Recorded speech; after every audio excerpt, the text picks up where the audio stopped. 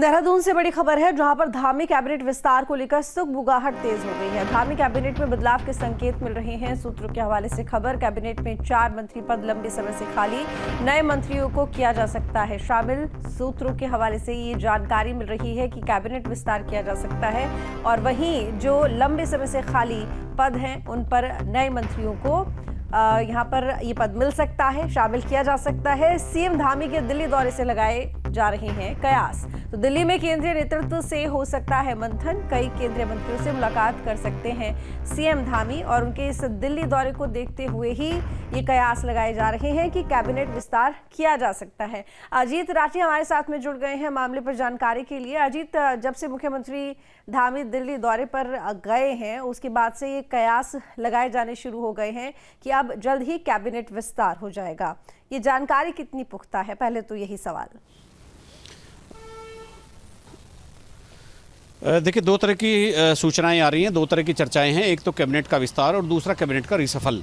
तो कैबिनेट का रिसफल भी हो सकता है, इसकी ज़्यादा उम्मीदें हैं क्योंकि इस समय अगर संविधान का जो एक प्रोविज़न है जिसके तहत कितने मंत्री होने चाहिए, तो कुल विधानमंडल के 15% से ज़्यादा मंत्री नहीं होने चाहिए। यहाँ बहुत कम है, तो यहाँ 12 मंत्री बैठते हैं मुख्यमंत्री समेत, लेकिन यहाँ इस समय 6 मंत्री हैं और मुख्यमंत्री हैं। तो कुल मिल 8 हो गए, 7 मंत्री और एक मुख्यमंत्री, तो 4 तो बर्थ पहले से खाली पड़ी हैं कैबिनेट की।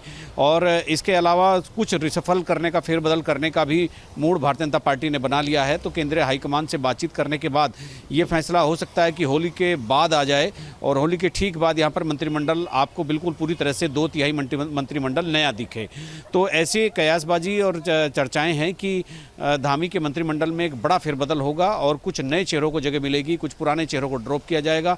तो ये कौन कौन से चेहरे हो सकते हैं, ये देखने वाली बात होगी। अभी इस समय सभी मंत्री अपनी कुर्सी बचाने के लिए जुट गए हैं और दिल्ली दौरे पर निकल पड़े हैं। अपने आकाओं से बात कर रहे हैं कि किस तरह से मंत्री पद को बचाया जाए, क्योंकि एक बात ये निकल कर आ रही है कि सरकार 3 साल पूरे कर रही है और 3 साल पूरे करने के बाद अब मात्र 2 साल विधानसभा चुनाव के रह गए हैं। तो परफॉर्मेंस और anti incumbency, minister of council की ये तमाम चीज़ें देखी जा रही है। कुछ बयानों के विवाद हैं, उनको भी इसी परिप्रेक्ष्य में देखा जा रहा है। तो ऐसी चर्चाएं और ऐसी सूचनाएं भाजपा कॉरिडोर से आ रही है कि मिनिमम 3 मंत्रियों का ड्रॉप होना तय है। ये 3 मंत्री कौन से होंगे, ये मुख्यमंत्री ने हाईकमान के साथ बातचीत करके तय कर लिया होगा या अब दिल्ली में तय करने वाले होंगे। और दूसरा, जो नए चेहरे हो सकते हैं वो अलग अलग जिलों से अलग अलग दावेदार हैं, तो उनको मंत्रिमंडल में शामिल किया जाना है।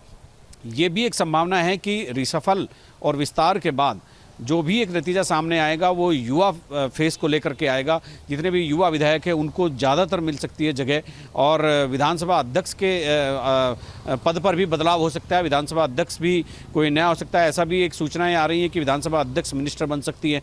तो तमाम तरह की चर्चाओं ने यहाँ पर काफ़ी एक माहौल बना लिया है। तो अब देखना यही है कि होली के बाद क्या नतीजा निकलता है। जी बिल्कुल, लेकिन जिस तरीके से आप बता रहे हैं यहाँ पर कि रिशफल भी किया जा सकता है, चलिए ठीक है, अगर नए मंत्री शामिल होंगे तो जगह खाली है, शामिल हो जाएंगे, वो कौन से चेहरे होंगे? इसके अलावा रिशफल की बात जो आ रही है, तो कौन से ऐसे मंत्री हैं जिनको बदला जा सकता है? देखिए, अभी कहना मुश्किल है, लेकिन कई तरह के नाम चल रहे हैं। जब तक किसी का नाम फाइनल ना हो जाए तो किसी के बारे में हटने की एक कोई टिप्पणी करना भी वो थोड़ा ठीक नहीं होता। लेकिन फिलहाल यही माहौल बन गया है कि 2-3 मंत्री यानी आधा मंत्रिमंडल पूरी तरह से ड्रॉप होगा और 4 नए साथी तो आएंगे ही। और अब ये देखना होगा कि मंत्रिमंडल विस्तार करते वक्त इस बार भी कैबिनेट बर्थ खाली छोड़ी जाएंगी या पूरा का पूरा मंत्रिमंडल बना दिया जाएगा, यानी जो 12 का कोटा है वो पूरा किया जाएगा या अभी भी खाली छोड़ी जाएंगी। तो ये भी एक बड़ा सवाल है और इस सवाल के पीछे तमाम राजनीतिक निहितार्थ छिपे हुए हैं। और अभी धीरे धीरे होली तक ये सारा सीन क्लियर हो जाएगा, परिदृश्य साफ हो जाएगा। महेंद्र भट्ट प्रदेश अध्यक्ष हैं, वो बोल ही चुके हैं कि बातचीत चल रही है, कभी भी मंत्रिमंडल का विस्तार और रिसफलिंग हो सकती है। जी बिल्कुल, अभी थोड़ी देर पहले आपने यहाँ पर कहा कि देखिए सभी अपनी अपनी सीट बचाने की जुगत में लग गए हैं, लेकिन इसके साथ ही दावेदारी भी सामने आने लगी है क्योंकि पद खाली हैं और जाहिर है कि नए मंत्री शामिल होंगे। तो ऐसे में कई लोग दावेदारी भी करने लगे हैं कि उन्हें भी कैबिनेट का हिस्सा बनना है। तो ऐसे में कौन से चेहरे हैं जिन्हें कैबिनेट का हिस्सा बनाया जा सकता है?